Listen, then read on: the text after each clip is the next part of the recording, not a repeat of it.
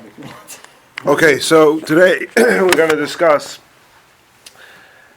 parodies of Purim.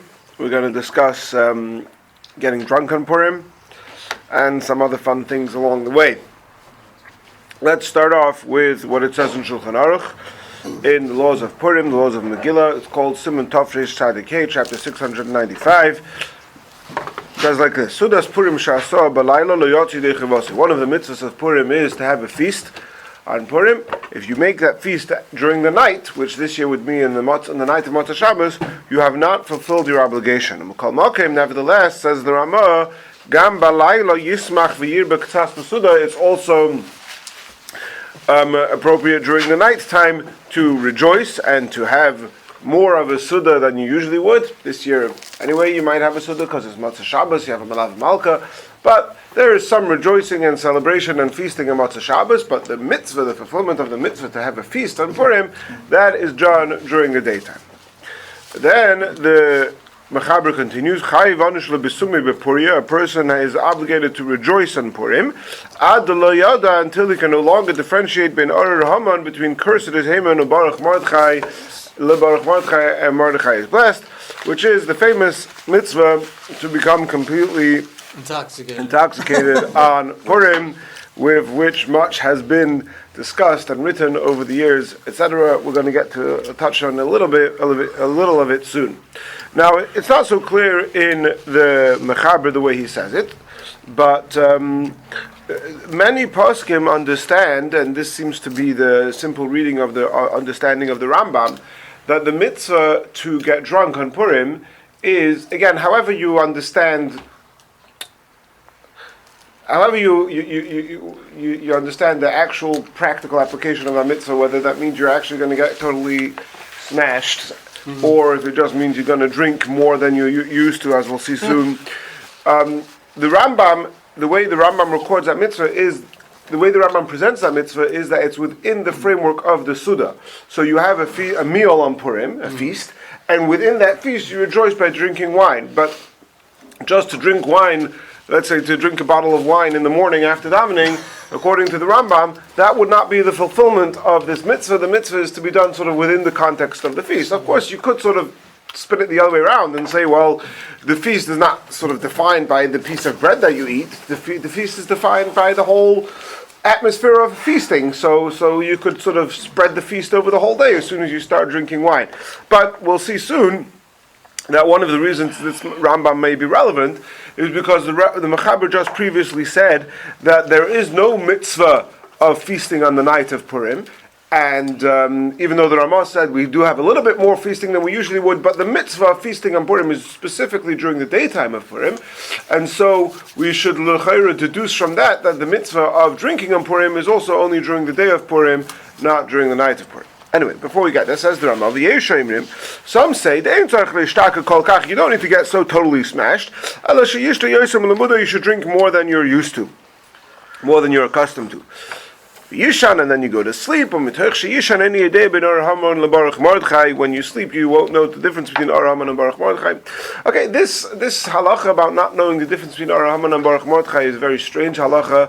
Even the way the Ramah presents the second opinion, so we're saying, no, don't get totally smashed, just drink more than you used to, which, okay, that's a way of celebrating, but then we sort of have this technicality that we have to fulfill this obligation of not knowing the difference between Ar Haman and Baruch Mordechai, so in order to technically fulfill that, you're going to go to sleep, which doesn't, again, sort of, it's a very strange, what does that even mean? Like, there's this technical thing on your checklist that you have to check off, that you have to have experienced the moment of unawareness between Ar Haman and Baruch Mordechai, and you can fill that by going to sleep. How does that enhance the celebration of Purim? These are all fantastic questions, which are not the topic of today's class. Not just going to sleep, right? Yeah, and also it's not just going to sleep. You have to first drink and then go to sleep. It's like as if it almost sounds like some sort of contemporary.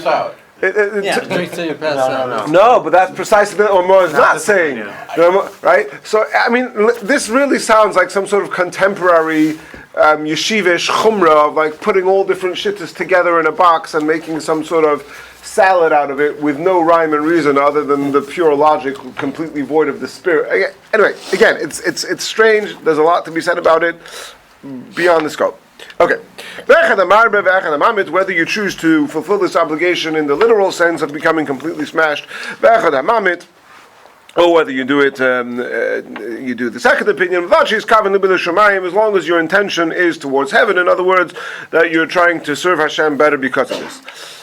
Okay, then he says not to fast on Purim. Some people wear Shabbos clothes on Purim. That's in fact the minhag. There are some adults who do the minhag of getting dressed up in costumes on Purim. I've always found that a little strange, but to each their own. Okay. I'm just against cross-dressing. Actually, cross-dressing has a lot of history in halacha about cross-dressing on Purim specifically. I think the Ramah himself writes that it's mutter. Anyway, but it certainly used to be very. I'm against it for halachic reasons. Yeah. Okay. It's just upsetting. All right. Then he says like this. You really got to come to where I work. It's customary to make the Purim feast after mincha. And then you daven ma'ariv by night. First you daven mincha, not like you usually daven mincha sort of close to evening. You daven mincha while the day is yet young, earlier on in the day. Most of the suda should be during the daytime, right? So again, it's not like a technicality like, on Shabbos, you would say, look, if it's an early winter Shabbos and you didn't have time to eat, as long as you made Kiddush and started your meal during the daytime and then you continued into the night, you fulfill the mitzvah of Sudas Shabbos, right? No, we're saying it's not a technicality that you have to start your bite during the day and then if you go into the night, that's fine. The bulk of your Sudah should be during the daytime. Not like people are customary to start the Suda close to the evening. And the bulk of the Suda is on the night of the 15th. Okay, then he discusses what to do if Purim falls on Friday. Then he continues. Some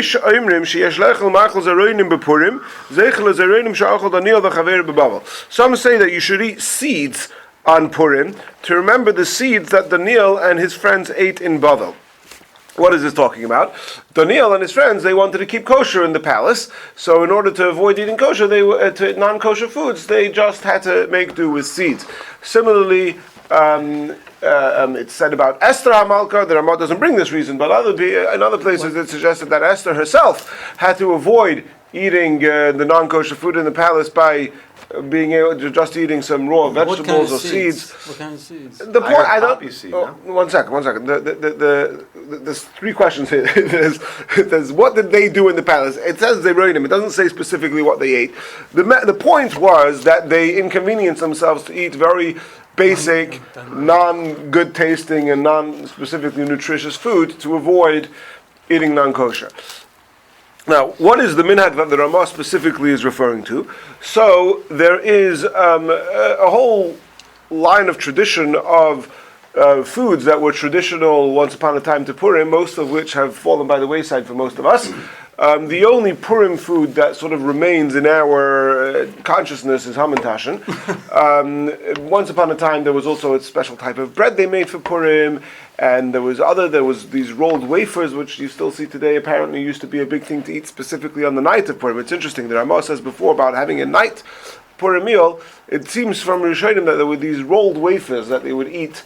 A lot of them on the night of Purim, and it was a whole question that do you have to wash because you're eating so many of them, so it's like they're hamotzi and it's like a meal, or perhaps because they're just a delicacy, so you shouldn't have to wash. So that was, and there were other foods also. But hamantashen seems to be the remnants of what the Ramah is talking about, because hamantashen originally were actually mon tashen. Mon means poppy seeds. Tashen means pockets. There were pockets of poppy seeds, and later on somebody decided that mon sounds like Haman, so it became hamantashen, and then in Israel it became to the Oznei Haman, which is the ears of Haman. And if you Google this, you'll find dozens of articles, academic articles, written to sort of trace the exact history of how and when hamantashen. Anyway, beyond the scope, but it completely ruins it. But the original minhag of hamantashen, I think what ruins is poppy seeds. I think hamantashen with chocolate spread is much more sumzach than poppy seeds. But yeah, whatever. Better with chocolate. Yeah, I'm not a big poppy seed guy, but if you have enough of it, come join us.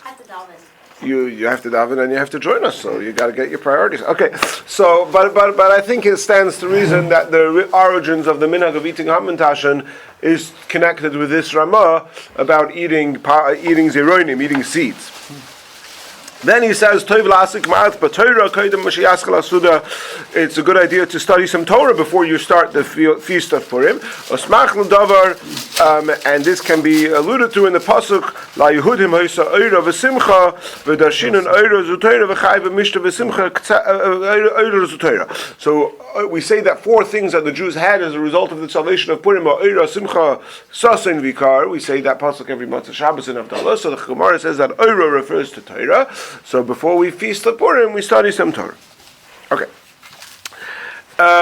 That's as much from this Ramah as we're going to study today. Now, there is a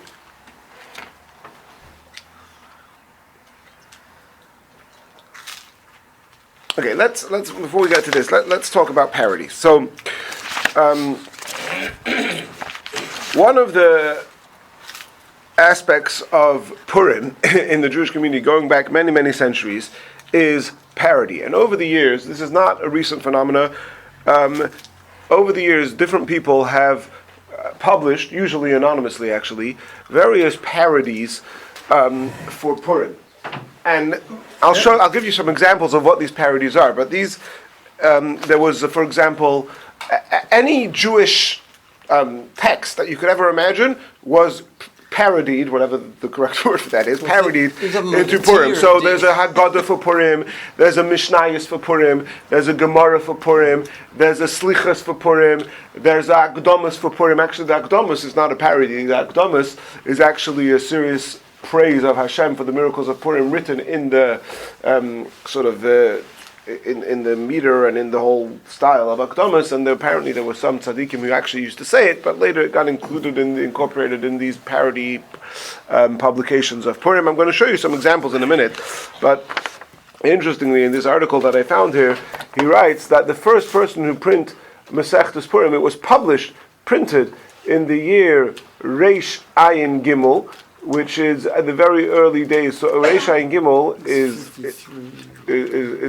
two, 1 second. Now with Tov Shin Pei Gimel, so it's 11 years. So let's go to Tov Shin Ayin Gimel. This is I'm not going to do the math, but no, it's much more than that. It's much more than 300 years ago. This is it's tough Reish. Anyway, I have to do the math out of session right now, but basically it's the early years of the printing press. He brings here that this was a few years after the printing press was invented, and at this point there had never been a full Shas printed. So you're talking before the world had ever seen its first edition of a full printed Shas, somebody had already printed a parody Masechta called Masechtas Purim. So let me show you some examples of some of these parodies. I printed here a few pages of the Haggadah, or one of the many Haggadahs that are printed for Purim. So you have here the four sons. There is the wise son, the foolish son, the simple son, and the son who doesn't know how to drink, right? The wise son, he says, what are all these mitzvahs that you're doing and studying Torah? It's better to sit and eat meat and go to the feasting houses. And he says, and you answer him, Ein niftarin ad ha-Pesach mim kaiman. You're not allowed to leave the bar until Pesach. Okay, then the foolish son, he says, what's the Simchas Purim? You haven't seen Mordechai and Haman. And he anyway, you go, yeah, the Talmud has like a parody on the four sons. Yachal mi Rosh Chodesh. You might have thought you're supposed to get drunk already from Rosh Chodesh Nisan. Literally parodying the whole Haggadah. Then you have, and these are the 10. Instead of the 10 Makkos, we have the 10 sons of Haman. Pashan Dasa, Dalfin, Espas, Beraza, yeah. Rabbi Zimron, Hayonosim, Behem Simonim, Parda, Lisper, Adalfa, yeah, okay, it goes on. And literally the entire Haggadah, Haidul Hashem Kitov Kilolam Chastoi, yeah, that whole Tehillim, we say there every Shabbos, it has the whole parody of that, of the 26 things to do with Haidul Abala Abayis, Kitov Kilolam Chastoi, Oyev Abriya, yeah. A big theme, by the way, in many of these parodies is how terrible water is, like only wine. Okay. Then here you have a sharblat, a title page from, it says like this: Masechtas Purim, tractate Purim, Talmud Shukirim, from the drunken Talmud. in Pirush Rashi v'Tosfos Meruba Maharsha, with the commentaries of Rashi, Tosfos, and Maharsha, spelt in these funny ways, but the point is it's supposed to parody the way a normal Gemara words. This is printed. This also include here. Didn't write a whole Masechta, did they? There's new edits and Tosfos. Rosh Shikoirei Ephraim, the head drunk of Ephraim. Anyway, it's all these parody names. Also includes a Haggadah Leil Shikurim, right? Because Pesach is called Leil Shimurim, the night of protection. So the parody is Leil Shikurim, the night of drunkenness. And we have a Haggadah Leil Shikurim, also a Slichas Lepurim, and anyway, right? This is another one. But this is hundreds of years ago, right? Yeah. These are all hundreds So of they years had a old. sense of humor back then. Oh yeah. Okay. And then you have here color and everything. So now when it comes to here, so the three main categories of Torah are, you have Tanakh, the scripture, then Mishnayos and Gemara. So here you have there's one of the prophets is called Chavakuk, but if you play on the word, you call it Chabakbuk, and then it's like the bottle. So here you have a page from Chabakbuk Hanavi, printed full with trop and literally made to parody like an old manuscript of a book of Tanakh. Vayhidva Hashem al bakbuk hanavi leimer ad masa ela edo hara hazois koyoso avisayim b'tzias amet mitzrayim to nalonu mayim v'nishta. Already at the time of Egypt, your ancestors were so wicked that they asked for water. But it's hard. So they had to be drunk when they And now you're supposed to. Tshuva. Anyway, yeah. So think. Then you have. Here you have a Mishnayos. So he's parodying here the first parodying. There's got to be a better word. Parodying, is that the verb of parody? Making satire, I guess. Yeah. So he says this should ring a bell. The first Mishnah of Avis is Moshe Kibbul Torah Misinai or Masara Yeshua. Moshe got the Torah from Sinai. He gave it to Joshua. Joshua to his kingdom. So here he goes Chabakbuk Kibbul Torah Mikarmi, and he got the Torah from the vineyard, and he goes through listing all the drunks mentioned in Scripture. And he goes through. Yeah, so here you have a whole Mishnah based on that. Here you have, if anybody's ever studied Gemara before, specifically the first chapter of Pesachim, says on the night of the 14th, which is the night before Pesach, you have to start searching and removing all chametz from your domain. So here we go. On the night of the 14th, meaning Purim, you have to get rid of all the water. From any place where you've ever brought in water, you have to take it out. And then you have a Gemara, and you have a Rashi and a Tosfos. And anyway, that's that. Okay? So, now, what was the attitude of the rabbis to all these parodies? So, you might not be surprised to hear that they weren't such big fans of all this stuff. Chabad. Sorry? Must have not been Chabad.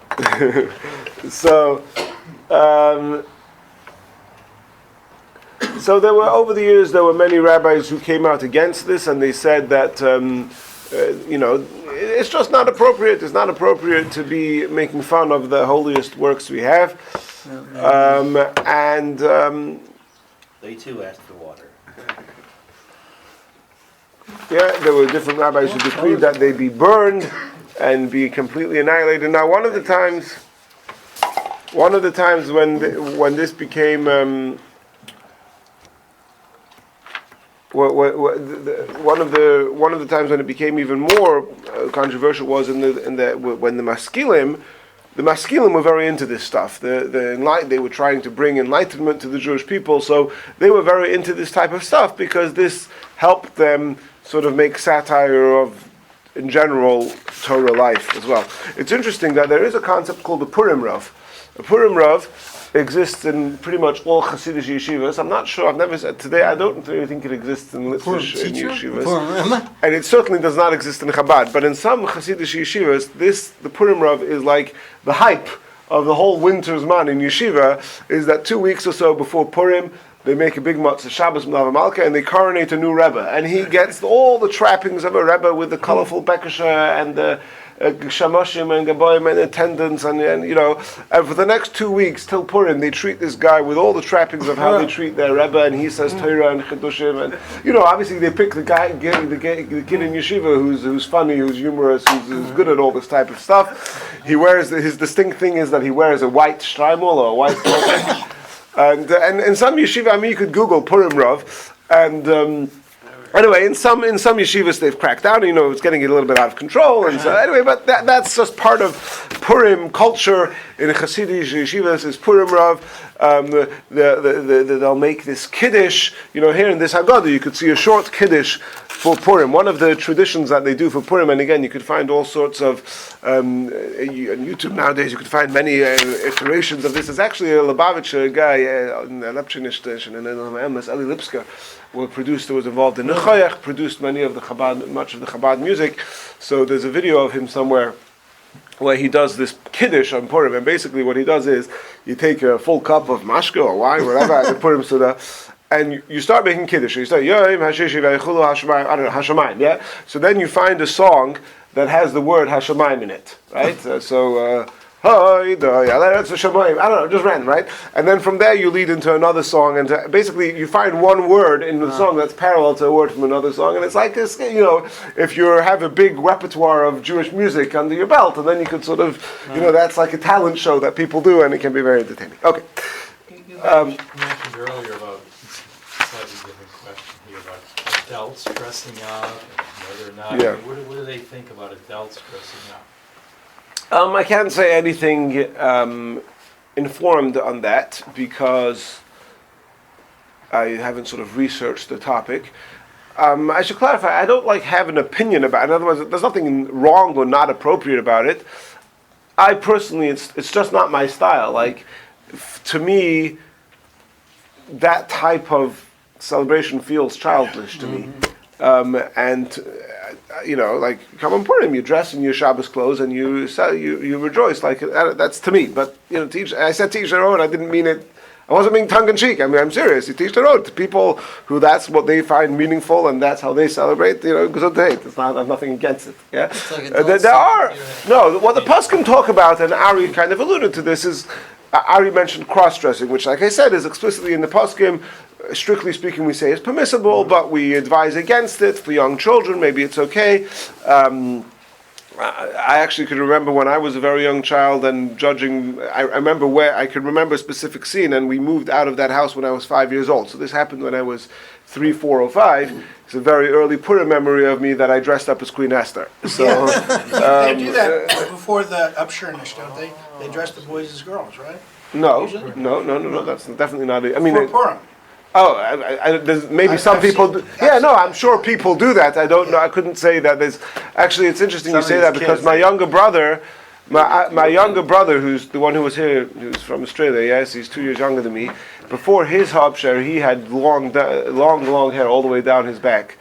But it wasn't Purim. I'm just coming to think of it because his hopshare was a month before Purim, so this couldn't have been Purim. It must have just been a shtick. We have a picture of him somewhere dressed as a girl, but it must have just been for fun before we cut his hair. But anyway, back to. But certainly one thing's for sure, that if adults do dress up, obviously you have to take into account all of Torah values, tznius, and all other things, which is not just limited to cross-dressing, but in general, making sure that you're not dressing in a way that is not tznius. Tznius could mean an exposing body parts, but in general, tznius means irreverence and dressing inappropriately. And also, the Rebbe certainly did not really like people dressing up. The Rebbe mentioned, for example, not dressing up as Haman. We don't want to be the bad guy, and perhaps you could extend that also to dressing up as pirates and those type of things. That it's not really appropriate to people walking around with toy guns and all these things. It's not. I think the argument could be made that that's not really Actually, what the the spirit worst is all thing I've about. ever seen, it was kind of offensive. There was this guy. Are you sure we could have this on Yeah, without we can say rating it. We can say it. He dressed as a Jamaican, in blackface and whatever, and it just. Well, once upon a time that was. It did not photograph. Once upon a time that was funny. Yeah. Well, in these circles you could pass. No. All right, now No blackface. No. there is a sefer. said There- it was not okay to dress as Haman, that would imply that it would be okay to What about dress as blackface? Mordecai. Yeah, for sure, of course, You yeah. addressed it. Yeah. You don't think blackface Haman's okay? What about Ethiopian? But From Ethiopia. It does not photograph well. It does not. But photograph just to, you know, when you're talking about the cross-dressing, I think when the Torah prohibits doing something like that, there's a hashkafa behind it. The Torah has an issue of where that is leading, right? In terms of, but when a person is like dressing like a woman on Purim, it has a totally different intent. Different connotation. That's why, strictly Yeah. speaking, it's permissible. So like, not always in halacha does intention matter. Sometimes it's kind of like a hard and fast rule. But it maybe in this, there's like a lot of it is what is behind what you're doing.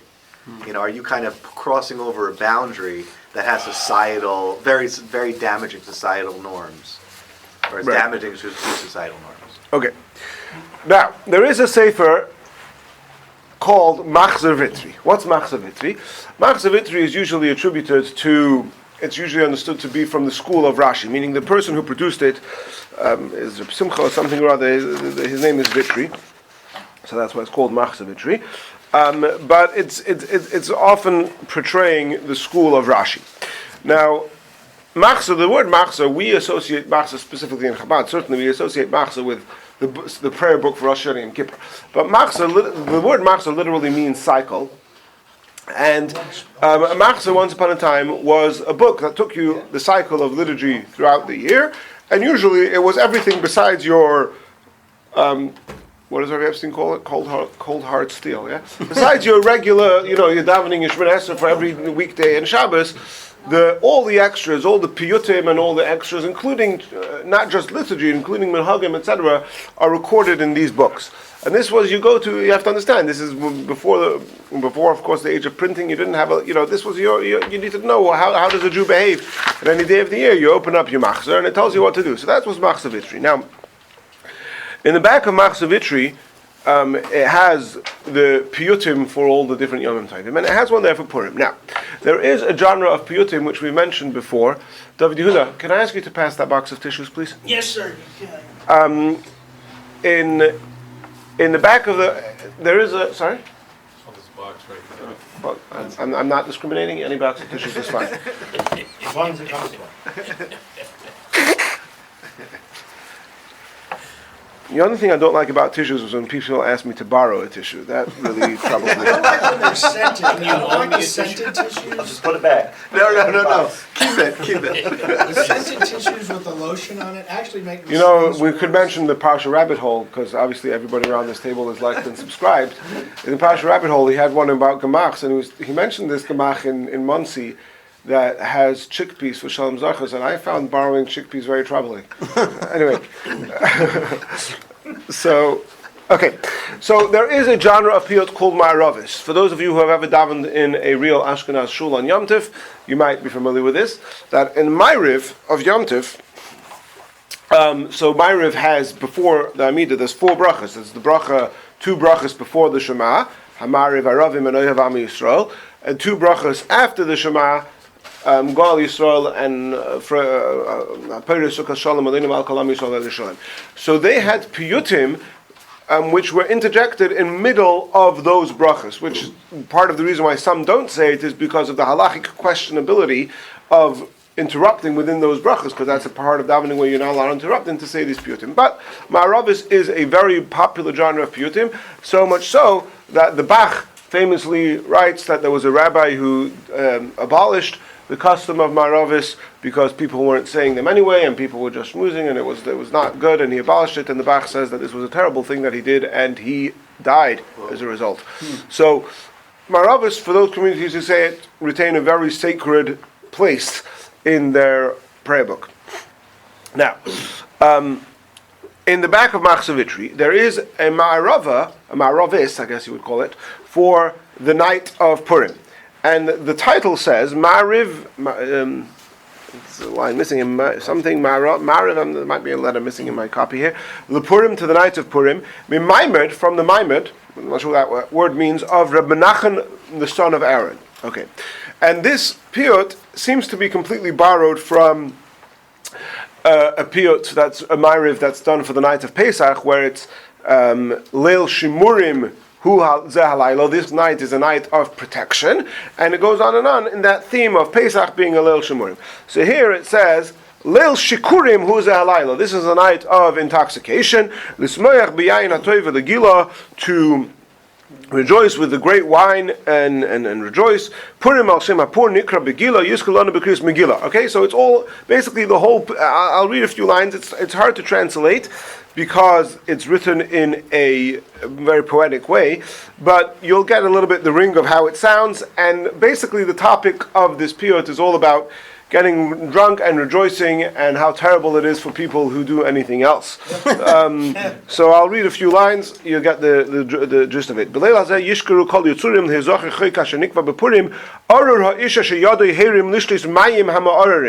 And then you go Ohev Am Yisrael, okay?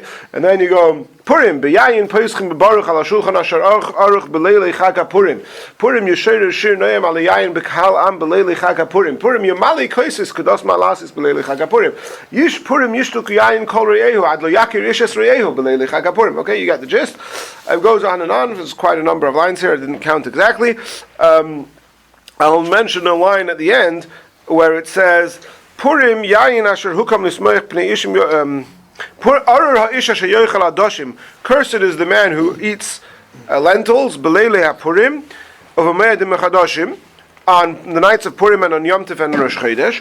Arur ha'ish asher yochel pulin kusushim. Cursed is the individual who will eat pulin, I think, is a type of beans. All the Jewish people will gang up armed against this person, to chase him out, to drive him away from the holy Kehillah. Okay, so somehow we've mentioned here eating lentils, or eating certain foods on Purim being absolutely I guess sacrilegious. So what's going on? What's the deal with this piyut? Now there's a number of interesting things which have risen eyebrows over the years. So first, sorry? Brow wagging. Oh, sorry. No. Okay. Don't worry. Okay. So let me read to you a couple of quotes. First of all, I'll suffice with, let's say, 2 quotes for now, maybe 3, we'll see what we get. So you have here in the Sefer Divrei Yatziv, which is from the Kloisenberger Rebbe. We've spoken about the Kloisenberger Rebbe before. He survived the Holocaust, he went on to Israel, he built the Leonardo Hospital in Netanya. He actually spent, post-war, he spent a lot of his time originally in Williamsburg, then he moved to Israel, but then he moved back to New Jersey. There's still today a community of his in Union City in New Jersey. If those who may remember, a couple of years ago there was a terrorist killed somebody at a kosher grocery store in Union City, I think that was. In which country? New Jersey. In New Jersey? Yeah. Country of New Jersey. The country is United States. Right. The United States is like between Canada and Mexico. You know? Yeah, it's a small place. No, because I remember a grocery store in France that had in Paris. No. Right? Yeah, this is the one in New Jersey. Anyway, so in Divrei Yatziv, if I only printed one page of the tshuva that I wanted to read, but if I recall correctly, at the heading of this, it is in Eirach Chaim chapter 297. So over there, if I recall correctly, when the date at the top of the tshuva, he writes Union City. So he wrote this in America. So he's discussing whether or not, to what extent Avelos, the laws of mourning, apply on Purim. So on the Shtefenach, one on the sign, if somebody's, let's say, even during Shiva on Purim, what do you do? So as part of his discussion, so there's a minhag, and this is what's going on at the end of that period. There is a minhag which somehow, lentils is a food that's connected with mourning, right? We find already in the Torah that Yaakov is cooking, lentils don't have a mouth, lentil go round and round like the cycle of life, whatever it is. So there was a custom, I'm not sure how prevalent this custom still is, to avoid eating lentils on any day of rejoicing on Yom Tov or Rosh Chodesh, because we want to show that we're avoiding extra mourning, right? Even not within the context of mourning, don't have lentil soup on Pesach, okay? I mean, obviously on Pesach, because it's Kitnias, but you don't even have it on Shavuos and Sukkot, okay? So now he says like this, look in Machzor Vitri, Siman Tov Samechei, the piyut for the night of Purim, where it says, cursed is the man who eats lentils. And even though it seems that piyut perhaps was only written for the Simcha of Purim, in other words, it wasn't really written as a serious piyut, it's just a kind of, a joke. Nevertheless, but you see, it was said by this Menachem bar Aaron. Remember, I told you the heading says Menachem, the son of Aaron. V'nitfas b'Machzor Vitri, and it's even printed in Machzor Vitri. Katsas Rabbi Yesh B'Dover, so you can take this a little bit seriously, and he seems to say that you should avoid eating the lentils on Purim. It says, the Ramah said that you're supposed to eat seeds. We mentioned poppy seeds on Purim. So poppy seeds, what else could they have eaten in the palace that was kosher? They could have eaten lentils. So some people are eating lentils on Purim.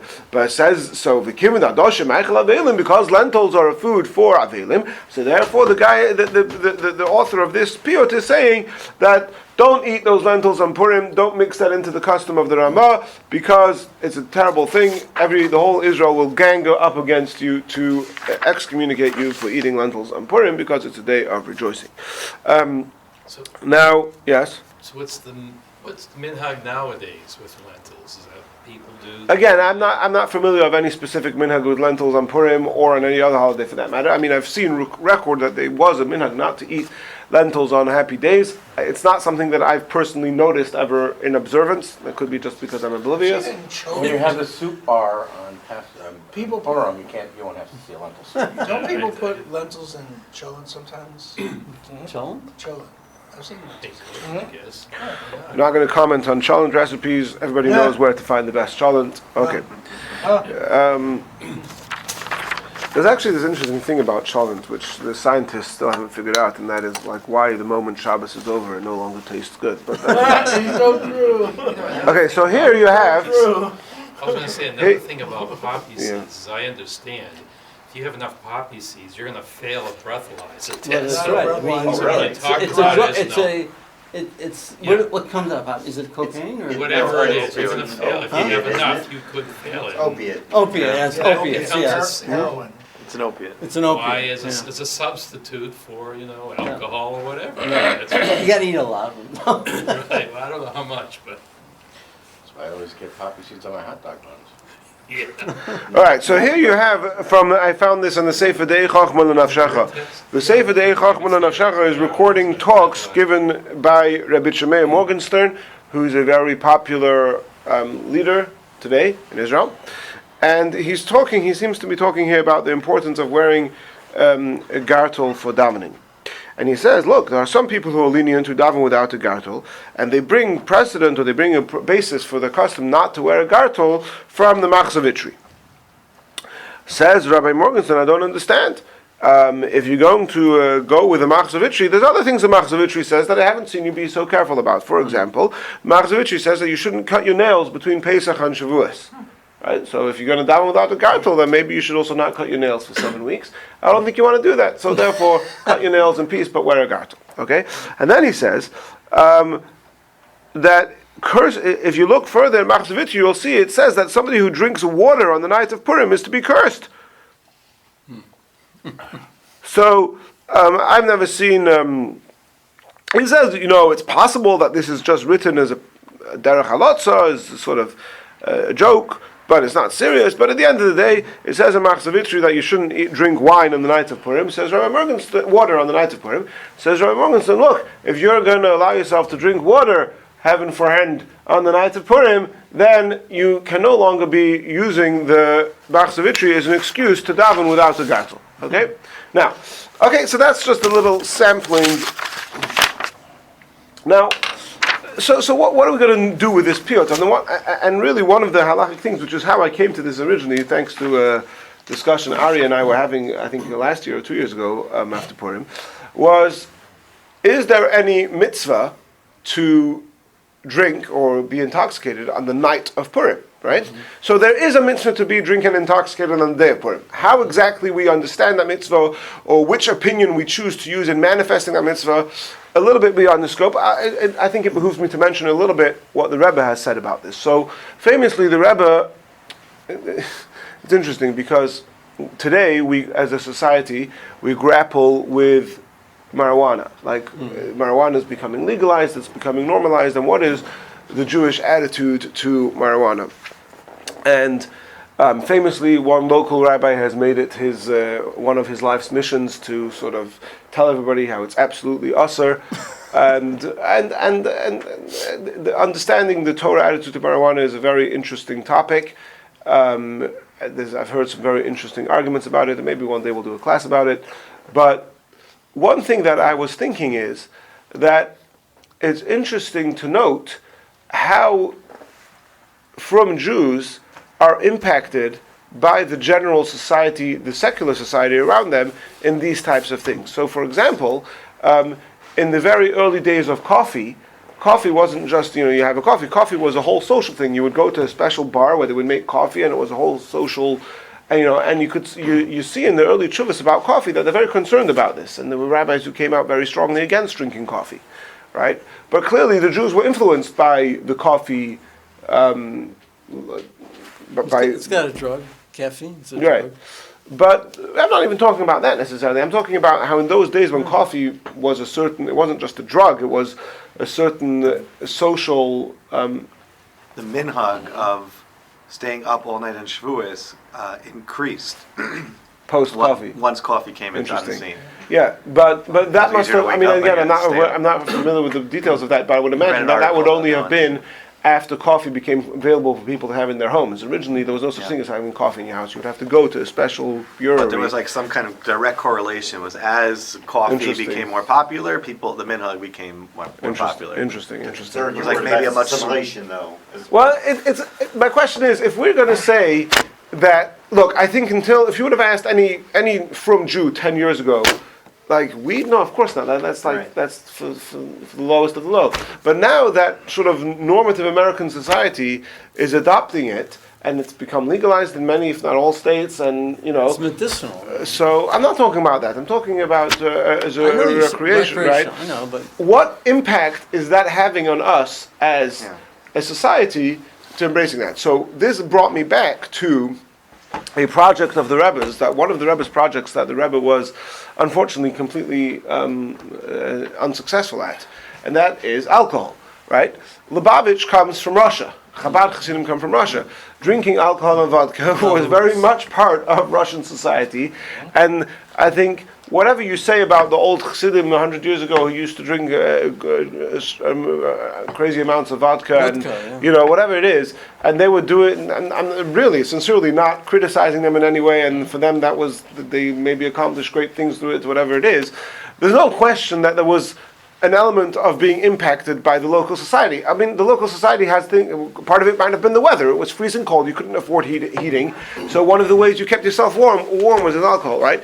The Rebbe tried throughout all the years of his leadership to eradicate this drunken culture, and unfortunately had close to zero impact. There's other things, whatever. Anyway, right? So the Rebbe made this takana that people shouldn't drink more than 3 or 4 cups of l'chaims and this and that, whatever it is. He tried. But and also even on Purim, where the Rebbe's Farbrengens on Purim were very, Freilach and whatever it was, and there were many years where the Rebbe would sort of say, let somebody from the crowd volunteer to fulfill the mitzvah of Ad Lo Yoda Kipshutai. So the Rebbe had this idea of we're going to fulfill the mitzvah of Kipshutai by having one candidate. So one guy who he would just down cup after cup after cup of mashka to do it. So first of all, you could see already that the Rebbe didn't want everybody doing it. It was usually just one person. Usually, most times the Rebbe said it can't be a bacher. For the young guys, alcohol is, in this type of getting drunk is a no-no, right? Anyway, whatever the case is, there is this mitzvah on the day of Purim to get completely smashed. Most contemporary rabbis across the spectrum of different groups within Yiddishkeit don't usually encourage fulfilling it in the literal sense of the word. Certainly not for teenagers and the like. But that's beyond the scope. The question becomes over here: what about on the night of Purim? Is there any halachic basis for drinking on the night of Purim? And this question is really divided into two. First of all, we already said that drinking on Purim, the way the Rambam frames it, is part of the Suda of Purim. The Suda of Purim, we said clearly in Shulchan Aruch, is only during the day, not during the night. That's A. B. What about during the Suda of Purim that draws on into the night after Purim, right? So the Ramos says that the bulk of your Suda is on the day of Purim. But I think everybody knows, and this is certainly the case in Chabad with the Rebbe's Farbrengens, that, in fact, the Rebbe's Farbrengen I think even started at night, but that wasn't the literal feast of Purim. But nevertheless, at those Farbrengens, the Rebbe said, okay, who's going to fulfill the mitzvah about the Lo Yoda as a sort of agent for everybody else, right? But there's no question that this is the custom throughout all communities of Klal Yisrael, that you start the Suda during the day, and you go on into the night, and even after the night time, people are still engaged in the Purim, like in fulfilling this mitzvah of drinking and making merry more than they would do at any other time of the year. So, some people would point to this piyut, which we're talking about from the Machzor Vitri, and say, look, this is written to be said on the Ma'ariv of Purim. The Ma'ariv of Purim means obviously the night before Purim, and it's talking about Leil Shekurim Huza Halayla. So clearly, this is a night where there is a mitzvah of getting drunk. Leil Shekurim coming from Leil Shemurim, right? Right, yeah, of course. He's doing a word It's not play. just that. I don't think it's just that wordplay. I think if you take the Machzor of Pesach and you compare it, you'll probably notice some other. I actually saw somebody. I'm not sure if I saw this. Somebody write a comment, and I don't know if this is actually a serious comment or it's a parody of a parody, where he says there's one line over here that doesn't seem to make any sense, and he says that really. He argues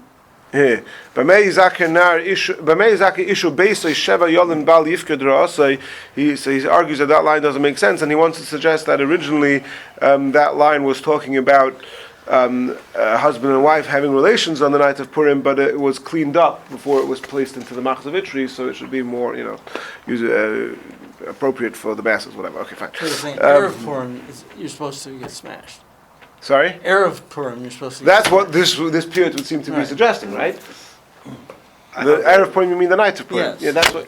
Oh, Arab. Okay, when you hear Arab. When Americans say Erev, they mean that's another pet peeve. But you know who goes on about that? Zalman. In Halacha, Erev means the day before. In somehow it became an American culture that Erev, that people talk about Erev Rosh Hashanah means the first night of Rosh Hashanah. I'm not sure how that happened. I mean, Erev means night, but yeah. But Eliyahu Zalmanov from Munster, who comes here sometimes, he's written about that before. Anyway. Okay, so there is somebody who published a very, very good critical edition of the Machzor Vitri, which he published many years ago, like volume 1, 2, and 3, and then sort of it seemed to have a hiatus for a long time, and then mamish in the last year or so, he published the whole thing, a 6-volume set, and now in the 6-volume set, you have this piyut, which we're speaking about with, as you can see here, a 3-page introduction. So he says, look at the heading of this piyut, and you'll see it says L'maimed Menachem bar Baron. So first of all, what does a maimed mean? We don't find maimed means in the standing off or in the get together of Rabbi Menachem bar Baron. Who's this Menachem bar Baron? We've never heard about him from any other piyutim. So he says that actually this piyut was never meant to be said on the night of Purim as part of Ma'ariv. And he says, you look like Reb Shlomo Yosef Zevin and others, they're all confused. How could you say such a jokey thing in the middle of Ma'ariv? It doesn't make any sense. Halachically, he says, it was never meant to be said that way. It was said, this Menachem bar Baron was some guy who used to have this get-together on the night of Purim, and they would write something sort of in the, kind of along the lines of all the other parodies we spoke about before. Perhaps more of you could argue that this might be a little bit more respectful than some of those other parodies, but at the end of the line, this was never meant as a piyut to say as a ma'arava. It was always meant as a parody, and therefore any halachic basis of significance that anybody has ever attributed to these pages is completely falls to the wayside. Now, and he says you could see it doesn't have a lot of the characteristics that all piyutim have are missing here. For example, there's no what we call over here aristokin. I'm not sure how to say it. How do you say the article also use that word in the piyutim? No, it means like when there's an acronym, like you're spelling out the name of the author with the letters or something like that, right? So this piyut doesn't have any. Yeah. What's it? Say again. Acrostic. Yeah, it doesn't have an acrostic. Yeah. So that's one thing, and then he obviously he answers a lot of questions based on that, and then he says that essentially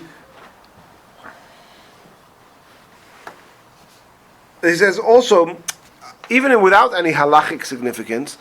Obviously, the guy, whoever wrote this, is presenting some sort of reality that they observed.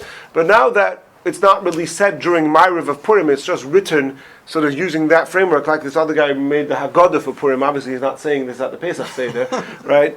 So when he's talking about getting drunk on this night, he doesn't necessarily refer to the night before Purim, he refers to the night after Purim, and that matches with what we know from many sources.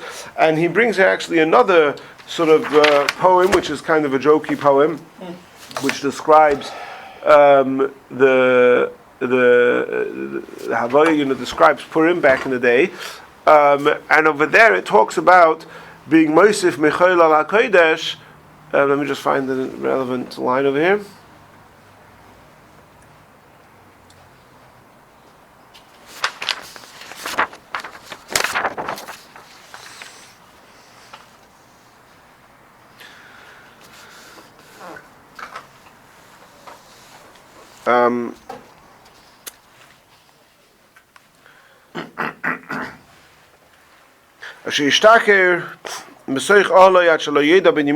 Someone will get drunk in his house till not knowing the difference between his right and his left.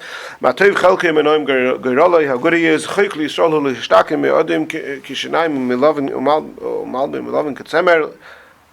Missing a word here. So